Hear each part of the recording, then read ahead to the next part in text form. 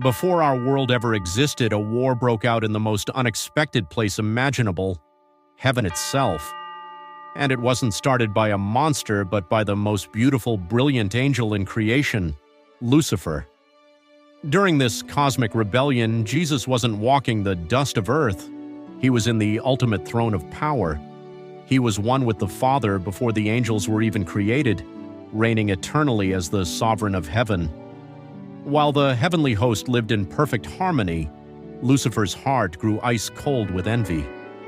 Before his fall, he was a high and exalted angel, next in honor to God's Son. His forehead was high and broad, showing a powerful intellect, and a special light beamed from his countenance, brighter than any other angel. Yet Jesus held the preeminence from forever and ever. Lucifer became consumed with jealousy because Jesus was taken into God's secret councils while he was left out. Why should Christ be honored above him? Outwardly, Lucifer bowed with the rest to acknowledge Christ's eternal authority, but inwardly the seed of rebellion was born. The rebellion didn't start with swords, it started with quiet, deceptive whispers. Lucifer left the immediate presence of the Father and began holding secret meetings with the angelic host. Playing the victim, he told them that their sweet liberty was at an end because they must yield servile honor to Christ. He claimed he was standing up to protect his rights and theirs, promising a new, better government where everyone would enjoy total freedom. He grew bold in his rebellion, expressing absolute contempt for the Creator's law. Lucifer claimed that angels needed no law at all, but should be left free to follow their own will, which would ever guide them right.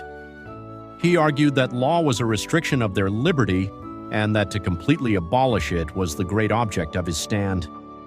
This secret arrogance and hidden ambition of Lucifer's heart is perfectly described in the book of Isaiah, chapter 14, verses 12 through 16. How art thou fallen from heaven, O Lucifer, son of the morning? How art thou cut down to the ground, which didst weaken the nations? For thou hast said in thine heart, I will ascend into heaven, I will exalt my throne above the stars of God. I will sit also upon the mount of the congregation in the sides of the north. I will ascend above the heights of the clouds. I will be like the Most High. Yet thou shalt be brought down to hell, to the sides of the pit. They that see thee shall narrowly look upon thee and consider thee, saying, Is this the man that made the earth to tremble, that did shake kingdoms? The loyal angels were horrified and wept openly. They desperately tried to reason with Lucifer, reminding him that Jesus had always been the Son of God, standing at his right hand long before the angels were even created, and that his mild, loving authority had only ever brought harmony. They urged that Christ's eternal glory did not detract from Lucifer's own position.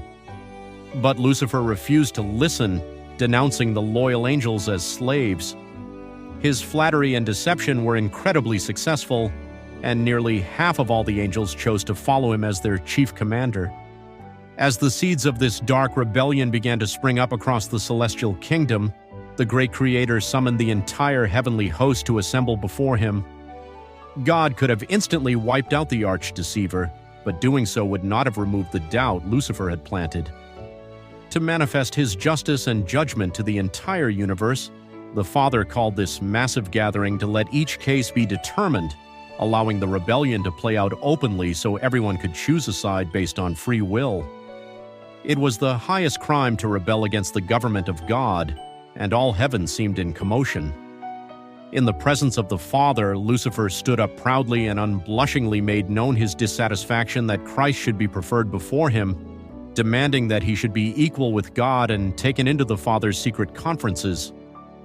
God informed Lucifer that to his Son alone he would reveal his secret purposes, and he required all the family in heaven to yield him implicit, unquestioned obedience, declaring that Lucifer had proved himself entirely unworthy of a place in heaven. Hearing this, Lucifer exultingly pointed to his sympathizers, comprising nearly half of all the angels, and exclaimed, "These are with me. Will you expel these also and make such a void in heaven?"